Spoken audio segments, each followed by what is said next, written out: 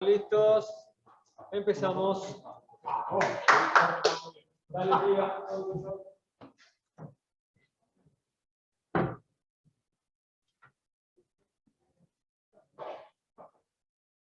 La gente que está conectada escucha bien, ¿no? ¿Ya estamos? Escucha la gente, ¿no? Sí, la gente escucha. Bien, perfecto.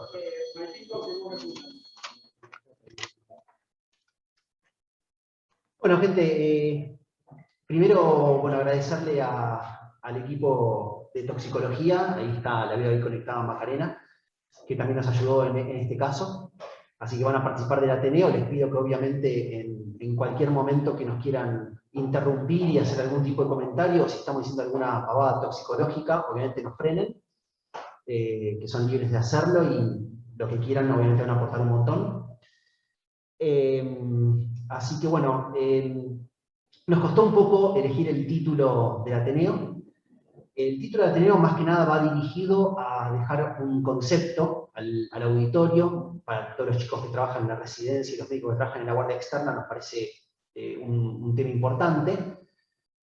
Ahora, después discutiremos la interpretación en sí del paciente.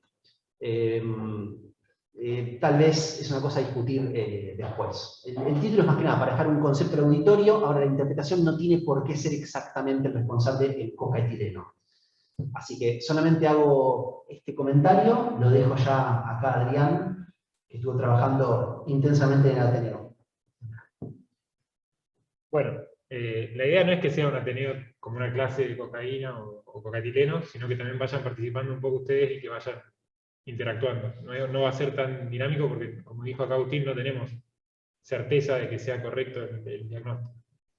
Y otro comentario que quería hacer, al final de la presentación del caso clínico, vamos a hacer un bonus track con preguntas y respuestas. Claramente antes de darle la respuesta, vamos a hacer las preguntas al auditorio, ustedes van a tratar de pensar las respuestas y después les ofreceremos las respuestas a esas preguntas. Es un bonus track que vamos a hacer de cocaína al final del Ateneo. Bueno, primero arrancamos con la presentación del paciente. Bueno, lo tapa ahí, pero es un paciente masculino de 37 años de edad que viene a la guardia externa por dolor y edemas en ambos miembros inferiores. Como antecedentes, el señor niega cualquier antecedente patológico, consumo de fármacos no tiene, sociolaborales, está divorciado con 2 hijos, trabaja como chofer de un corralón. Como hábitos, lo que se logró recabar es que el paciente consumía cocaína, era etilista y tabaquista. La secuencia de consultas a la guardia es la siguiente. El 4 del 8 comienza con los síntomas. Se despierta antes de su horario habitual por dolor bilateral en los gemelos, siendo siempre todos los síntomas más intensos en el miembro inferior izquierdo que en el derecho. Como dato nos menciona que ese mismo día a la tarde, o sea, se despierta con el dolor, pero a la tarde se da la segunda dosis de la vacuna contra el COVID Sinopharm. La primera la había recibido 20 días antes. El paciente persiste en su casa con dolor y el 6 del 8 hace la primera consulta a la guardia por dolor persistente y edema bilateral infrapatelar. En la guardia se le hace un ecodoppler de ambos miembros, se descarta trombosis y se le hace diagnóstico de desgarro fibrilar. Se le da tratamiento analgésico y reposo. Esto está así, está descrito, ven un desgarro fibrilar en la ecografía. No la pusimos, pero está así. El 8 del 8, los síntomas progresaban, pese a ese tratamiento, que era analgesia y reposo. Concurre a la guardia por asimetría ahora sí de miembros, ya el izquierdo estaba un poquito más edematizado, dolía un poco más, y tenía un eritema en el tercio inferior de la pierna. Se le repite nuevamente la ecografía Doppler, se descarta la TDP, se interpreta como una infección de piel y partes blandas y se va con tratamiento médico con amoxiclavulánico y clindamicina. El 12 del 8 el paciente consulta nuevamente a la guardia por imposibilidad de la marcha y persistencia de síntomas. Esa es la secuencia de síntomas y de venidas a la guardia que tuvo el paciente. Y entonces ahora la idea es que ustedes vayan ordenadamente haciendo qué preguntas le harían a este paciente si les cae a la guardia. Primero la idea sería anamnesis, después examen físico y después los estudios complementarios que consideren. De barato a caro, ¿no? Claro. Primero vamos con anamnesis y examen físico. síntomas respiratorios, pensaba en la más básica, que era retención de líquidos. Bien, no tiene retención de líquidos, no tiene insuficiencia cardíaca. Por estudios previos no, y prospectiva, lo que hicimos después tampoco. Ahí está. El señor consumía diariamente, arrancaba su día normal, y tipo 2, 3 de la tarde, cuando terminaba su parte más complicada de trabajo, consumía cocaína diariamente. 5 de los 7 días a la semana aproximadamente consumía. Nos hizo el gesto así, no sabemos la cantidad. Claro. No, supongo que sí. Inhalaba, básicamente. Esa era la siguiente pregunta que podría haberse hecho, es qué tipo de consumo tenía. Era simplemente inhalado y deglutía cuando aspiraba también. ¿Y de alcohol? Alcohol se tomaba 2-3 litros de cerveza concomitante al consumo de cocaína. No toma ningún fármaco. ¿Y ejercicio físico de no o reciente? Ahí está, el paciente no realiza actividad física, pero su trabajo en sí, si bien es chofer de corralón, consiste en carga y descarga de elementos, y refiere que el día previo al comienzo de síntomas había estado en contexto de consumo de alcohol y de cocaína mucho tiempo, en realidad no mucho tiempo, 5 o 6 minutos en cuclillas haciendo fuerza, lo cual podría estar relacionado, sí. Mencionó que levemente tenía un dolor de la cintura escapular bilateral, pero que ese se dio el mismo día con el correr del tiempo. Lo que le persistió a él fue el dolor de las pantorrillas. Que a su vez son los que usaba. Exacto, ya sea por el hecho de ser chofer, que el hecho nos dice un día que no podía directamente acelerar o frenar del dolor que tenía. Bueno. ¿Esos datos se recabaron en la guardia o en el consumo? Sí, a nosotros ya nos llega presentado como él tiene varias consultas, creo que ya en la segunda consulta él menciona lo del consumo. No tenía problemas para hablar de su consumo, de hecho lo detectaba como un problema, se había separado por ese motivo el señor. Hace 5 años consumía solo cocaína y hace 3 años empieza a consumir alcohol y cocaína a la vez. O sea, esos detalles sí fueron mejorando, obviamente sí, los días en internación. A medida que nosotros íbamos leyendo, también íbamos dirigiendo un poco el interrogatorio del señor. No. ¿Y cuánto alcohol diario más o menos? 2-3 litros de cerveza diarios. Y eso es lo que refería, digamos, que es un efecto de buscado. Exacto. Por él. Él lo que decía era que cuando tomaba la cocaína le estaba bien, pero estaba así, que cuando tomaba el alcohol estaba así. Como que él lograba relajar todo lo que sea la contractura muscular. Obviamente siempre, lo raro del consumo del señor es que él lograba libremente, tenía en cuenta que era un problema, y otra cosa que nos mencionaba es que él no solía tener abstinencia. De hecho, durante todos los días que estuvo acá, los 5 días con el tratamiento de LORA inicial puesto en la guardia, el señor nunca tuvo abstinencia y es algo que él destacaba como normal de sí mismo. Obviamente después se le presentó al equipo de consumo para que deje esta adicción, ¿no? Por ejemplo. No.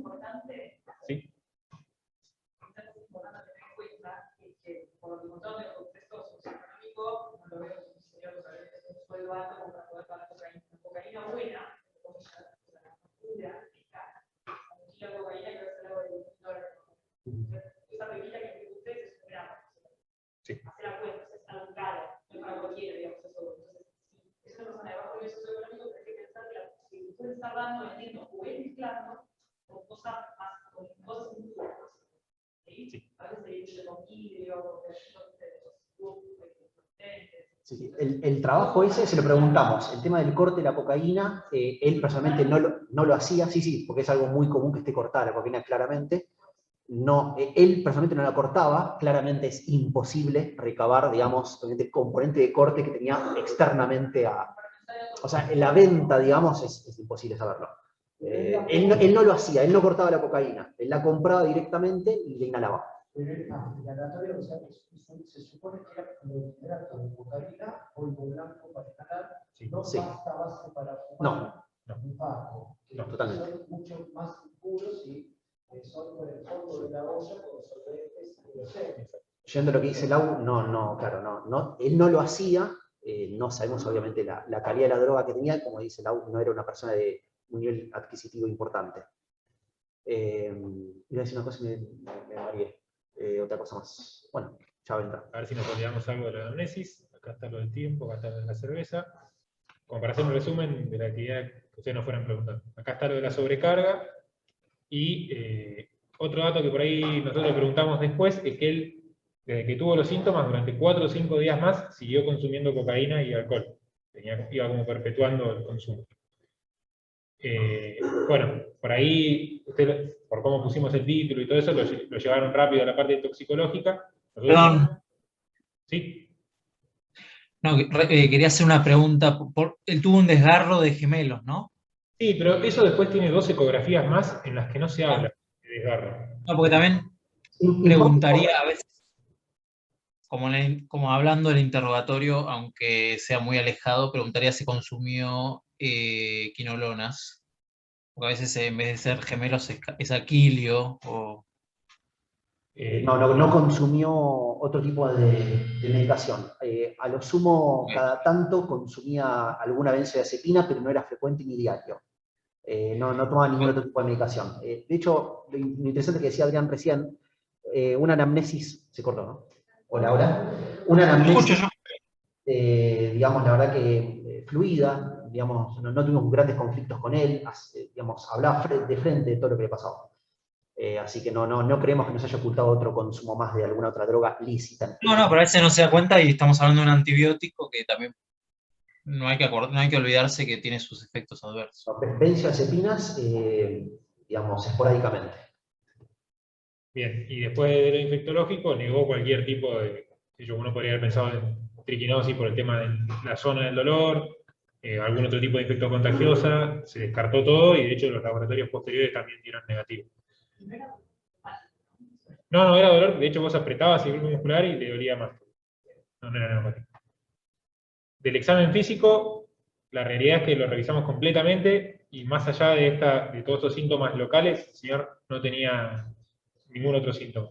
Ocultatoriamente estaba perfecto, cardiovascularmente también, un poco de hipertensión al momento del examen físico, suponemos que era por dolor, pero nada más que eso. El examen físico era edema-tensión del miembro inferior izquierdo, con presencia de eritema, calor local y hematoma gemelar. Edema, calor y rubor gemelar, edema y eritema del miembro inferior derecho de menor cuantía. Los pulsos estaban presentes, pero difícil de valorar por el gran edema que tenía. Se le pidió un laboratorio de ingreso. En el laboratorio de ingreso, como datos positivos relevantes, teníamos una leucocitosis leve, a predominio de neutrófilos, patrones inflamatorios elevados, tenía un eritro de 49 y una PCR de 159. No había alteraciones en el ionograma. Curiosamente tenía una CPK baja, el señor, de 59. No había alteración en el hepatograma. En la orina no se encontraron glóbulos rojos ni proteínas como para pensar en algo de afectación renal. Y no lo pusimos, pero todo lo que sea infectológico que se les ocurra o autoinmune se pidió y dio todo negativo. Aldolasa dio baja también. Acá está esta es la tercera ecografía, o sea, la que se le hace cuando ya queda internado. Nuevamente no se ve trombosis de miembros inferiores, y sí describe esto que por ahí nos llamó la atención. En los músculos gemelos, áreas parchadas de aumento de la ecogenicidad con aspecto reticulado, que se asocia a edema subaponeurótico. No descarta que se correspondan a focos de rhabdomiólisis o en su defecto miositis. Así que ya ahí nosotros encaminamos un poco más hacia una miositis el diagnóstico. Esto se hizo posterior a los 2-3 días de internación. Se le hizo un eco arterial que también descartó trombosis arterial. Electro y placa normales, no sé si dijimos. Sí. Acá está es una de las imágenes que capturamos de la resonancia. Se ven, son T2, se ven Edema. Edema, inflamación local, bien localizado de gemelos. Igualmente después cuando está la evolución, refiere que no es solamente los gemelos, sino que parte del tercio medio del sóleo y el tibial anterior, en el miembro más afectado que era el izquierdo, y líquido subaponeurótico. Y acá dice que podría ser una miositis. Y del lado derecho ya lo localiza más en sóleo y en gemelos. Sería lo mismo que en el izquierdo, pero un poco menos. Bueno, ahora Agustín lo que hizo fue, él se acordó de que le gustaba toxicología cuando era estudiante, y se acordaba de unos apuntes que tenía, y recordaba que había un metabolito que se producía del consumo conjunto de cocaína con alcohol. Acá, bueno, un poco de revisión histórica, la formulación inicial de la Coca-Cola tenía tanto alcohol como cocaína, y estaba presentada como la solución a problemas psicológicos, neurológicos. Obviamente después lo tuvieron que sacar, ¿no? Y el otro es este, que era un vino, vino Mariani se llamaba, era un vino que estaba promocionado por un papa, que también era vino con cocaína. Curiosamente fue uno de los papas que más tiempo vivió, estaba puesto así. En serio. Bueno, ahora sí, el cocaetileno es un metabolito que se produce del consumo conjunto de cocaína y alcohol. Normalmente la cocaína, cuando no hay alcohol, es por una carboxilasa que está en sangre y en hígado, hidrolizado el grupo metiléster en su producto de degradación, que no es activo, que es la benzoilecgonina. Cuando está presente el alcohol pasan dos cosas. Por un lado, aumenta el tiempo de vida medio de la cocaína y se produce una hidrólisis de este grupo metil-éster en el cocaetileno o etilcocaína, que es lo mismo. Como dato relevante, lo que tiene es que este producto que se produce, este producto nuevo tiene mayor vida media que la cocaína. La cocaína en sangre dura 40 minutos, el cocaetileno 150, y esto está hecho en ratones, pero tiene una dosis letal bastante más baja. 93 es para la cocaína y 60 para el cocaetileno. ¿Por qué es importante el estudio del cocaetileno? Bueno, el 5% de la población tiene consumo de cocaína, y el 60%, entre el 30 y el 60% de las personas que consumen cocaína lo hacen asociado al alcohol. ¿Por qué realizan esta asociación? Bueno, pues se produce un efecto que el alcohol contrarresta los efectos disforizantes. Es esto que nos dijo el señor, fue muy claro. Él estaba así, cuando tomaba alcohol, estaba así. Exacto. Básicamente. Exactamente. No lo quería decir así. Disminuye la ansiedad, la agitación y la psicosis por cocaína. El mecanismo de acción es similar a la cocaína, no quiero adelantar mucho, pero la idea sería que la cocaína tiene efecto en el sistema DOPA y en la serotonina. En el cocaetileno predomina el efecto dopaminérgico por sobre el serotoninérgico, y sería la serotonina la responsable de estos efectos disforizantes. Entonces, básicamente lo que se hace es contrarrestar el efecto serotoninérgico. Por otro lado, el cocaetileno tiene un efecto también de liberación de beta-endorfinas, que da como esa sensación de bienestar que no estaría en la cocaína. Realmente nos costó mucho encontrar información de cocaetileno, la mayoría de los estudios son del 94, y todo lo que pasa después se refiere siempre a esos del 94. De hecho, no hay muchos estudios en humanos. De lo que más encontramos por ahí información es sobre el efecto del cocaetileno sobre el sistema cardiovascular. Básicamente lo que hace es una toxicidad inotrópica por efecto sobre los canales de sodio, y estos canales de sodio a lo que termina llevando es a menos calcio intracelular, con un efecto inotrópico negativo. Por otro lado, tiene alteraciones, al igual que la cocaína, en la conducción cardíaca y predispone a arritmias.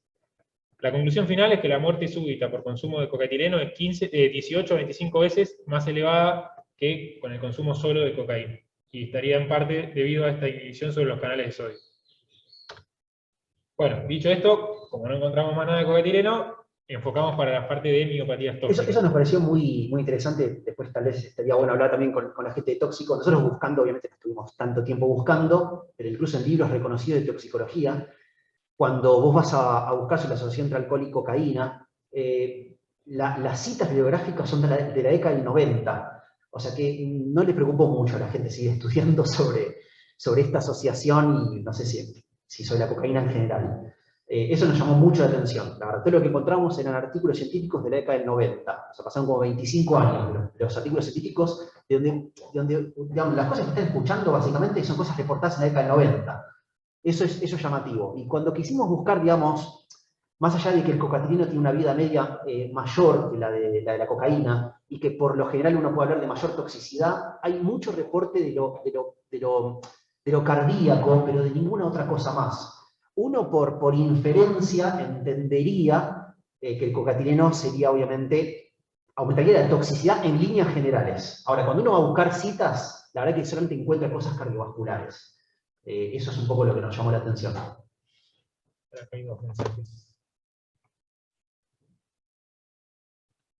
Bueno, Fuimos entonces a UpToDate, buscamos miopatías y nos llamó la atención que eran 11, me parece que eran los elementos que podían dar toxicidad miopática, y 2 de los presentes era algo que consumía el paciente frecuentemente, el alcohol y la cocaína. Entonces buscamos un poco más de información sobre las miopatías. Básicamente hay 3 mecanismos de toxicidad, que son toxicidad directa, que se produce en metabolitos, ya sea directo o indirecto del elemento consumido, y actúa directamente sobre el músculo. Miopatía inflamatoria e inmunológica, esto era menos frecuente, pero hablaba de la penicilamina. Y por último, un mecanismo muscular indirecto.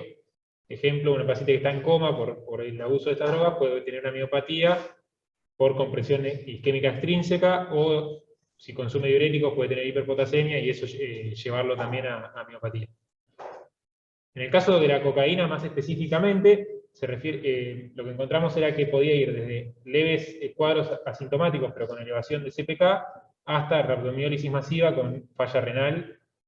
El mecanismo principal estaría dado por el efecto simpático, que produce una vasoconstricción muscular que lleva a isquemia e infarto, y un mecanismo alternativo tiene que ver con la inhibición de la recaptación de los receptores alfa-adrenérgicos, que lleva a un aumento del calcio intracelular, con la consecuente daño y muerte celular. La lesión, si bien se puede dar por cualquiera de los consumos, es más frecuente en el intravenoso y en el fumado, digamos. Los valores de CPK pueden ir hasta 50.000. Por ahí, cuando vimos lo de alcohol, esto que está subrayado lo encontramos, la verdad, que después. La miopatía suele comenzar horas después de un consumo brusco elevado, y es peor si se perpetúa ese consumo por varios días. Estaría dado por un efecto directo del alcohol, o un metabolito del alcohol, sobre las células musculares, y por otro lado podría haber convulsiones, delirio, que en esos casos sería un mecanismo indirecto. Si encontramos que la forma de presentación de una miopatía alcohólica aguda eran los calambres musculares, alteración de la sensibilidad y a menudo hinchazón. O sea, el señor no tenía alteración de la sensibilidad, pero sí tenía calambres musculares e hinchazón. Y si bien dice que la afectación suele ser difusa, puede pasar que afecte la musculatura de la pantorrilla, lo que nos cerraba un poco más. Y la CPK podría elevarse en el momento o más tarde. En el caso este podría explicar por qué el paciente en ese momento no tenía CPK ni aldolas altas, pero sí las puede llegar a tener ahora, no lo sabe. El curso normal de la intoxicación por alcohol que da miopatía es la recuperación al índice. Desde, digamos, que el paciente empezó a manifestar síntomas hasta la última consulta de internación, nos han pasado 10 días. Exacto. También para tener en cuenta. Bueno, la interpretación final nuestra es que es una miopatía inducida por drogas con sobrecarga de miembros inferiores, que es lo que había preguntado Lucas, si se había hecho actividad física. Antes del bonus track, o sea, acá termina el caso, pues hacemos un bonus track teórico con todos los que están acá presentes. Esta fue nuestra interpretación, no sé si alguien quiere sumar algo más, si el equipo de toxicología quiere comentarnos algo que hayamos dicho mal, aportar algo, están abiertos los canales.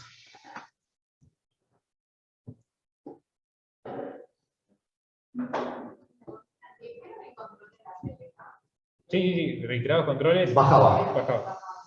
Lo mismo, los parámetros inflamatorios fueron bajando también. Bueno, ¿qué tal? Buenas tardes, yo soy Macarena Parot de Toxicon. Bueno, nosotros recibimos la consulta ese viernes, que ya el paciente llevaba como una semana de síntomas, y la verdad que del interrogatorio, bueno, estuvo perfecto el interrogatorio, no quedó nada más por preguntar, pero bueno, con esos antecedentes nosotros lo que planteamos era, obviamente, en los casos de intoxicación por cocaína, lo que tenemos muchas veces es la rhabdomiólisis, generalmente asociada a cuadros de mucha excitación, contracturas musculares, más asociado al daño muscular directo de la cocaína, y además puede haber compromiso por compromiso arterial, ¿sí? Entonces lo que uno se planteaba también era ver bien cómo estaba la parte vascular, que todo eso fue evaluado. Y con respecto a las otras cosas que dijeron, habitualmente los pacientes que consumen drogas de abuso no saben lo que están consumiendo, es prácticamente imposible que sepan, y los que consumen no la cortan. Entonces uno muchas veces tiene la droga en cuestión, en este caso la cocaína y el alcohol, pero no sabemos qué otras cosas más pueden estar involucradas. pero del resto del interrogatorio, otra cosa más que teníamos que era vasoconstrictora, era el tabaco que consumía, pero realmente el cuadro del paciente, al evaluarlo, no parecía que tuviera un compromiso arterial, porque si bien tenía un importante tenía edema, tenía la temperatura aumentada a nivel local, y tenía las partes que no estaban tan hematizadas, tenía pulsos presentes, así que no parecía que fuera eso lo que le estuviera sucediendo.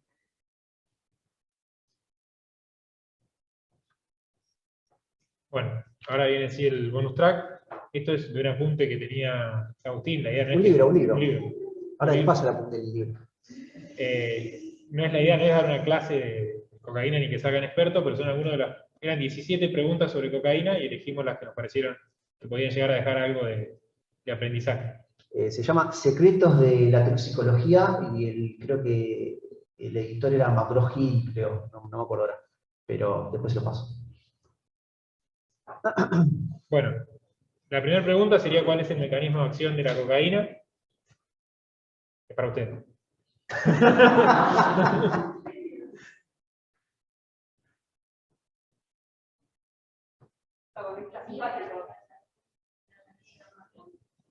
Bien. Es un simpático mimético que su función principal es inhibir la recaptación de adrenalina y noradrenalina en los ganglios periféricos, y por otro lado, a nivel central, disminuye la recaptación de dopamina y serotonina, se une al receptor y inhibe la recaptación. Además bloquea los canales rápidos de sodio, lo que estabiliza la membrana nerviosa y produce anestesia local. Bueno, ¿qué efectos produce en cada órgano? Lo primero que pusimos fue el sistema cardiovascular. No sé si... ¿Qué piensan? Hipertensión, arritmias, taquicardia. Exacto.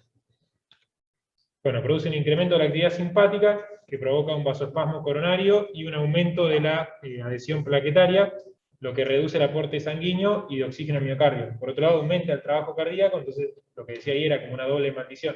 Tengo una sangre espesa, o sea, un estado protrombótico, y un corazón que necesita más oxígeno, lo cual puede dar isquemia o infarto. También produce disfunción ventricular, arritmias, y podría llegar a dar hasta disección de aorta, y el uso crónico da aterosclerosis y podría dar una miocarditis. La posibilidad de sufrir muerte súbita, la posibilidad de que el dolor precordial del consumo de cocaína sea por un infarto es del 6 al 21%. El sistema nervioso central induce la liberación de catecolaminas y lo que hace es una hiperestimulación central que lleva a taquicardia, hipertensión, hipertermia, ansiedad y convulsiones, pudiendo llegar en algunos casos a ACV isquémico o hemorrágico. En esos casos el ACV isquémico o hemorrágico se presenta como cefalea o alteración del estado mental, entonces en esos casos no hay que pensar que es por efecto tóxico del consumo, sino que hay que tener en cuenta que existe la posibilidad de que tenga un ACV el paciente. Como que no hay que disminuir o restarle valor a esos síntomas que nos refiere. Bueno, en el riñón ya un poco lo hablamos, como da rhabdomiólisis, hay un aumento de la CPK y mioglobinuria, lo que puede llegar a dar una falla renal, pero por otro lado está lo que es el efecto cardiovascular, que podría dar también infarto renal.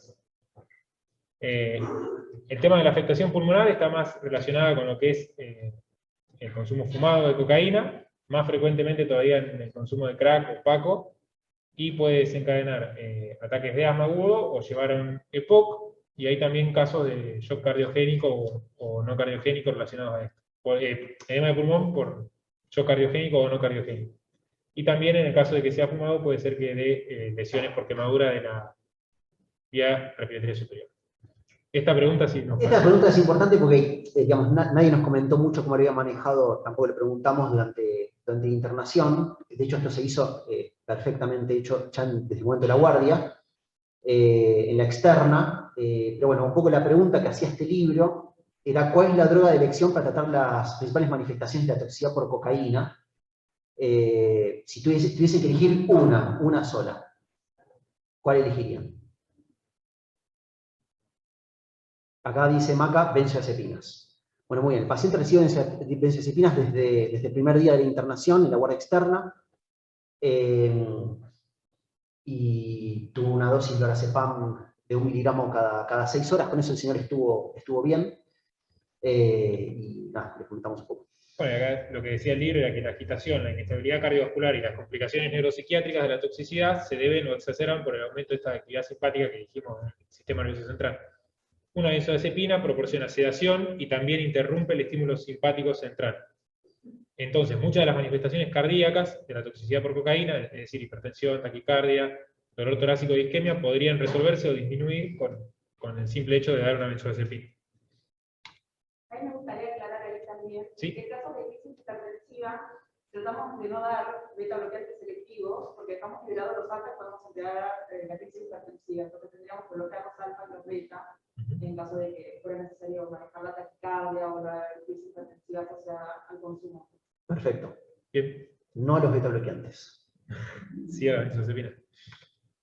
No, digamos, no etanol, decimos, se llama etanol, o sea, Claro. un bloqueo dual. Es un bloqueo dual. Para no hacer solo beta bloqueo, porque dejamos expuesto las Exacto. alaminas a los receptores alfa. Cuando hay hipertensión, como lo que las acciones con los síntomas, ¿no? Es un modelo tóxico de los síntomas. Y obviamente si es acetina, pues sí, también la acetina tiene una especie de contradicción, ¿no?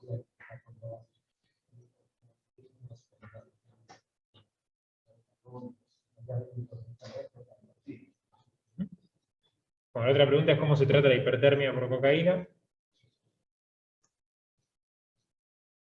Bueno, habla un poco de lo que es el manejo inicial, ¿no? Dice que en consumo de cocaína puede aparecer temperaturas de 40 a 45 que podrían llevar a la muerte del paciente. Entonces lo primero que tiene que hacer en la guardia es desvestirlo, rociarlo con aerosol frío, bueno, eso no sé si hay acá en el hospital, y utilizar dispositivos que generen corriente constante de aire. Decía abanicos en el texto, supongo que se puede utilizar otras cosas. El spray como el de lavar, perdón, de planchar y ventilador. Sí, es eso, básicamente era eso. Exacto. El ventilador y el spray de planchar. Bien. Y después hablaba de la posibilidad de utilizar medios físicos aplicados a ingles y axilas, como cualquier otra fiebre, y se tendría que hacer lavado gástrico para eliminar lo que haya consumido si es que lo deglutió, y soluciones frías por sonda Foley, que podrían hacer un enfriamiento local. Si presenta convulsiones o contracciones sostenidas, puede llegar a tener que ser necesario utilizar agentes despolarizantes. La siguiente pregunta es, ¿cómo se tratan las... Bueno, esta no me salió la animación. ¿Cómo se tratan las convulsiones por cocaína? Si bien cualquier convulsión, lo primero que hay que hacer es el ABC, había algunos datitos que nos pareció interesante mencionar. Normalmente con diazepam o lorazepam uno logra finalizar las crisis, pero si es necesario, es recomendable seguir la escala con fenobarbital endovenoso. No se recomienda el uso de fenitoína, ni para este ni para otro tipo de estatus convulsivos tóxicos. Si la convulsión es refractaria, los tratamientos mencionados que podemos llegar a tener, cuando son refractarios a esos tratamientos, es necesario a veces requerir a la parálisis neuromuscular, a la RM y eventualmente a anestesia general. Lo que aclara acá el texto, lo que decía era que por más que el paciente esté bloqueado, la actividad nerviosa sigue presente, por lo tanto había que monitorizarlo con un electroencefalograma. Y por otro lado, si uno lo va a bloquear, mencionaba que había que utilizar agentes no despolarizantes porque la subsindicolina, por el efecto primario, o sea, el efecto temprano que tiene, podría aumentar la actividad muscular y exacerbar aún más la hiperpotasemia e hipertemia, que es lo que uno querría evitar. Entonces, esos conceptos de no a la fenitoína y tener en cuenta qué tipo de bloqueantes, me pareció por ahí relevante. Y lo último es un poco básica la información sobre qué mecanismos de detección de consumo de cocaína hay, conocen, se usan. ¿Cómo? Sí, ese es lo que menciona la información, es que en general lo que uno detecta es ese metabolito no funcionante que era la benzoilecgonina que dije al principio. Después hay otros que son, por un lado tenemos la prueba de orina, que es lo que más se usa, que tiene una ventana de 2-3 días de detección de consumo de cocaína, pero si el consumo es crónico podría llegar a ser hasta de 2-3 semanas.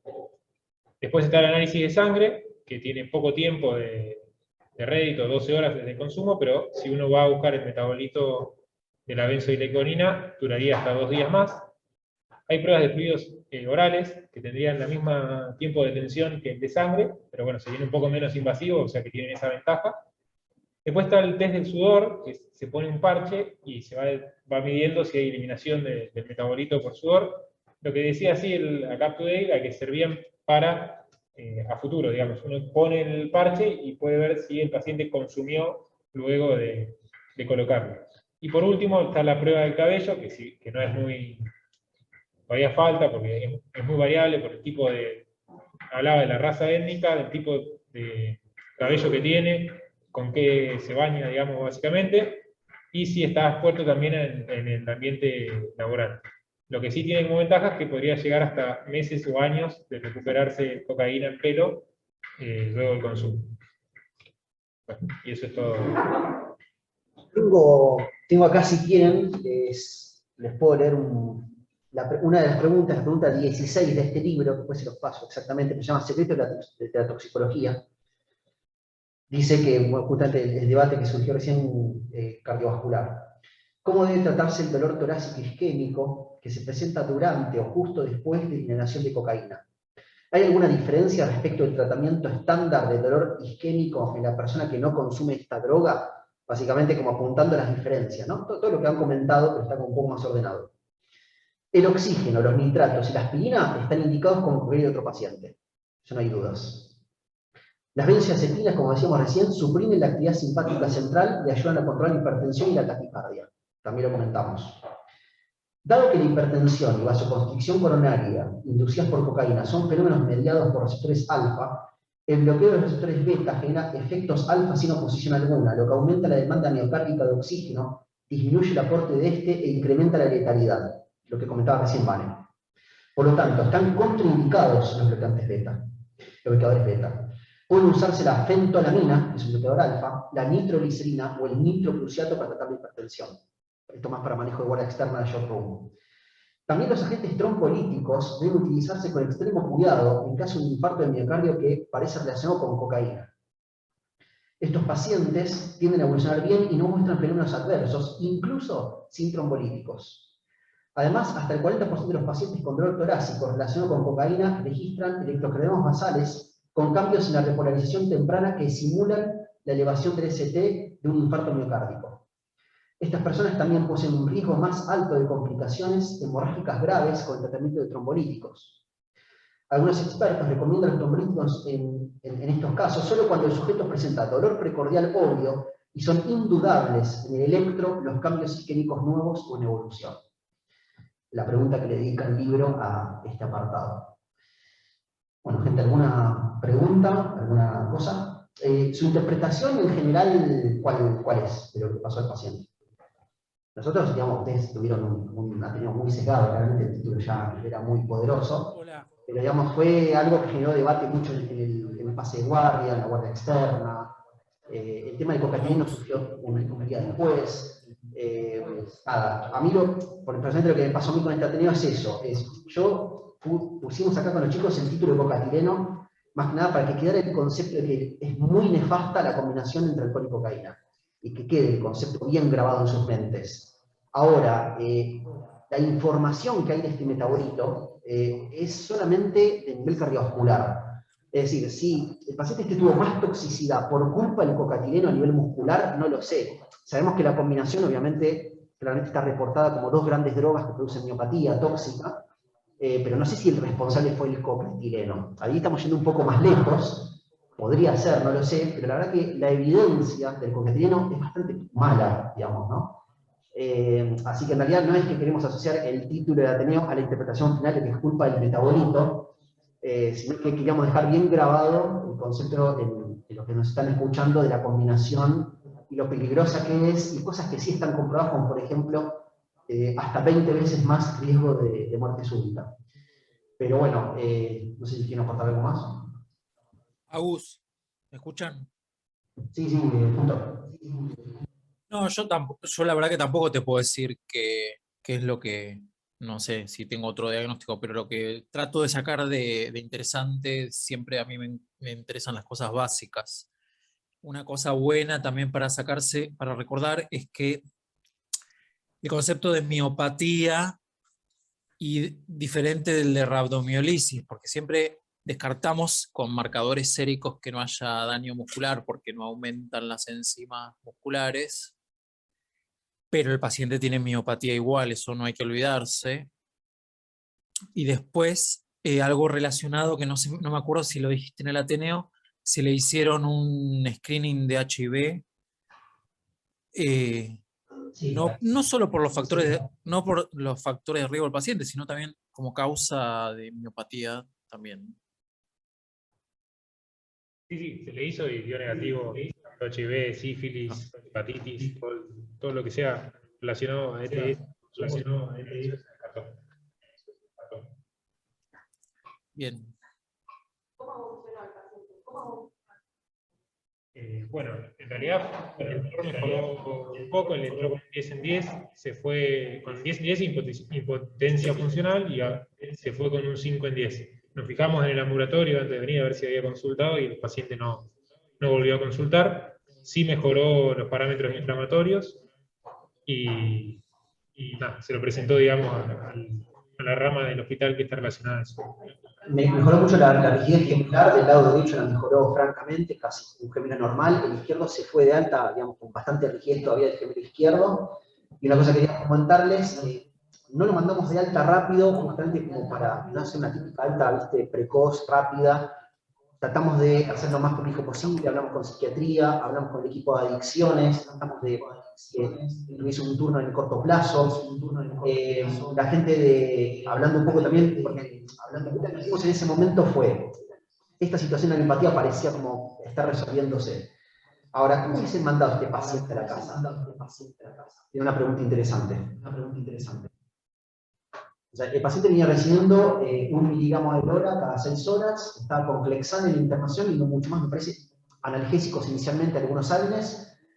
¿Cómo lo hubiesen mandado? A nosotros nos preocupaba, a ver, ya combina alcohol, combina cocaína, tabaco, y mandarlo también con benzodiazepinas regladas.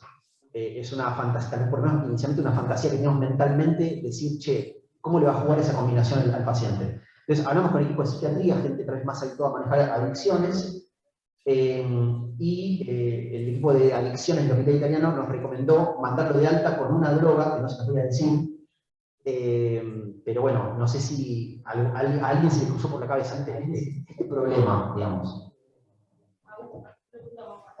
Sí. No, mira, hablamos con los chicos acá de psiquiatría, hablamos con Pablo, fue el que lo vio, Pablo que todos saben que es un nuevo integrante del equipo, que fue el médico que reemplazó a Grace, a Brasila. Y bueno, y Pablo se comunicó con el equipo de adicciones, o sea, hay especialistas, entiendo que no es una subdivisión de psiquiatría, pero entiendo que hay especialistas en adicciones a nivel central, y nos pudimos comunicar con ellos. O sea, fue a través en realidad del mismo equipo de psiquiatría de San Justo. Y hablando del equipo de adicciones, bueno, nos recomendaron algo que no sé qué hubiesen hecho ustedes o sea, con los conocimientos previos, ¿qué hubiesen hecho ustedes? ¿La mandan con benzodiazepinas? O sea, con la dosis de benzodiazepinas acá estuvo bien, sin consumir con benzodiazepinas estuvo bien. Lo que nos generaba la duda es con qué lo mandamos a la casa, que ya ahí ya no lo vamos a estar viendo nosotros. Está con 1 miligramo cada 6 de hora. No sé si les ocurre algo. O ¿les hubiese dado miedo o no mandarlo con 1 miligramo cada 6? ¿Qué le dio? ¿Un antidepresivo aparte?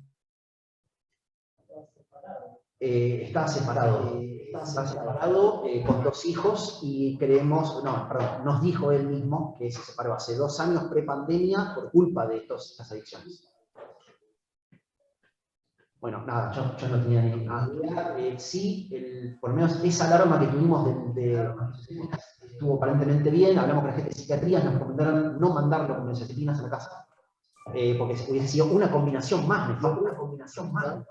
Digamos, con múltiples depresores, estimulantes, un cóctel explosivo. Mandando con pregabalina 50 cada 8, como para disminuir un poco la impulsividad. Pregabalina 50 cada 8. Y estuvimos ahí cruzando las cosas, y era bastante más benigno. Nada, una cosa que aprendimos también recién. Pedimos turno con el equipo de adicciones, se fue con pregabalina, una charla también teórica de las cosas que pueden llegar a pasar combinando todo lo que estaba combinando. Hablamos de muerte súbita, el tipo se infectó, buscó un wikipedias por cañonero, o sea, ese nivel. Y nada, ahí hasta ahí llegamos, creo que también tenemos, no sé cuánto más podríamos haber hecho.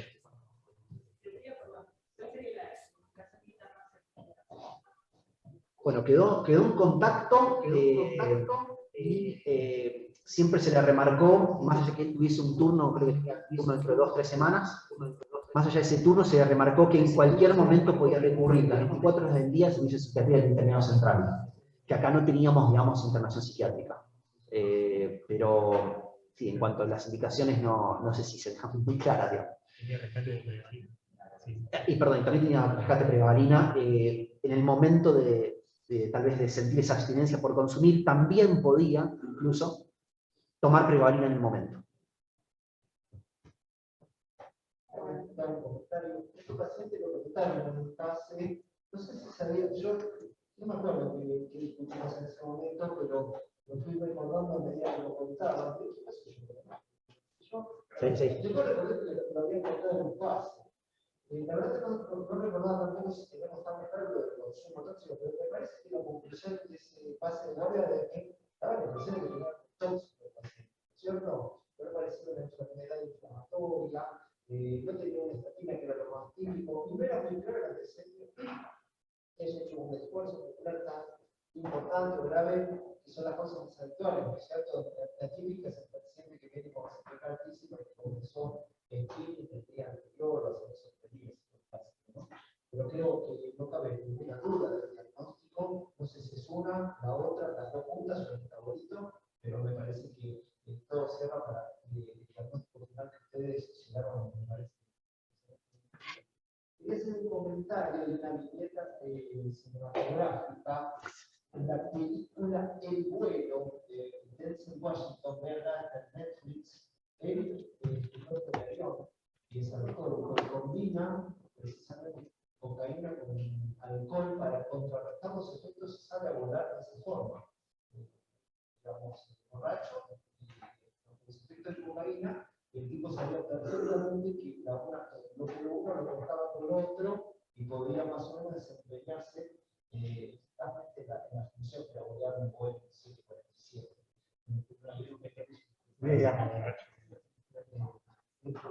Mira el caso. Quería remarcar una que tiene que ver con lo que dice Lucas, que es interesante. Obviamente nosotros recibimos al paciente con un montón ya de información, la verdad. Pero, ¿viste esa famosa frase en el libro de semiología que dice la anamnesis es el 80% para llegar al diagnóstico? En los siguientes 2 días le preguntamos tantas cosas al paciente que prácticamente lo conocimos como si fuese, no sé, familiar nuestro, el paciente.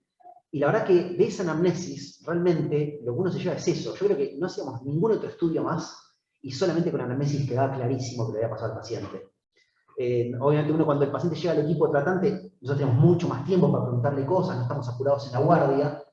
Y la verdad, todos los detalles del consumo aparecen después, digamos, ¿no? Ya con más tiempo, hablando 1 hora con el paciente. Y cuando vos ves los detalles del consumo que tenía, la verdad que era medio exorbitante. La verdad que de lunes a viernes prácticamente consumía diariamente, de hacía 3 años la combinación, de hace 5 años la cocaína. Era un consumidor crónico, digamos, la verdad que la anamnesis es impresionante cuando hablas con el tipo, el nivel de consumo que tenía de ambas cosas. Así que nada, me sigo remarcando ese famoso concepto del libro de psicología de que la anamnesis no hay con qué darle. Vos con la anamnesis ya te queda claro el diagnóstico del paciente. No hacía falta buscar, más allá que uno haga el proceso mental, digamos, buscar diagnósticos diferenciales locos, digamos, cosas autoinmunes, infecciosas, raras.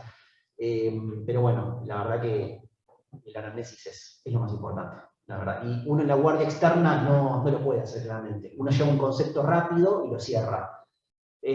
Nosotros hablamos como horas y horas con el tipo los siguientes días y los detalles del consumo la verdad que te llamaban la atención, digamos. No sé si alguna vez habías estado con alguien tan consumidor violento de estas sustancias. Así que nada, eso.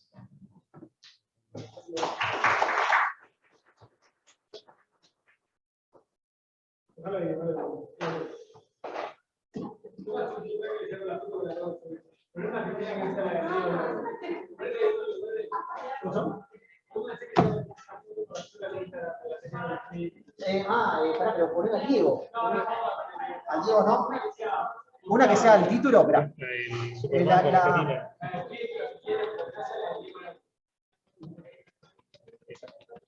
O el título.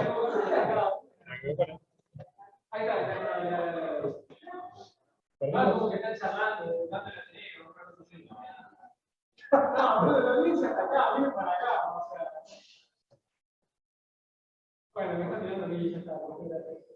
No somos buenos modelos. No son para nada buenos modelos, pero gracias. Y la teoría es excelente.